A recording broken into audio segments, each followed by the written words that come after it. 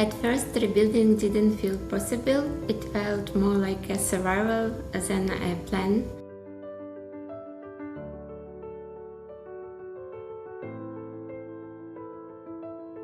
So for me, it's the realization that everything changed and nothing will be the same as it used to be. People don't see as the emotional part,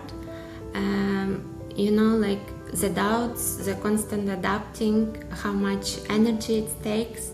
And when you've been through so many challenges, and especially war, I think you lose the ability to plan for a future. Basically, now I feel that I have two homes, but I never fully feel that one home is mine. I remember when I started contributing professionally again, I was so happy. I have opportunity to stay in field I like and do what I enjoy. It gave me a sense of dignity and the feeling of independence and, of course, the purpose. And that also reminded me that I was more than the circumstances and my origins. It just helped me to realize that no, actually I should keep on dreaming and I should keep on just doing what I'm doing, and it will work in the end.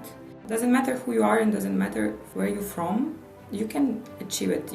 And I'm still learning how to plan for the future again without feeling that everything can disappear suddenly.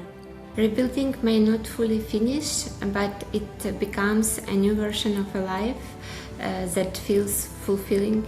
And I think rebuilding is a process that actually never finishes, and it's not about returning to exactly who you've been before. It's about learning how to live with what happened and still create a meaningful life.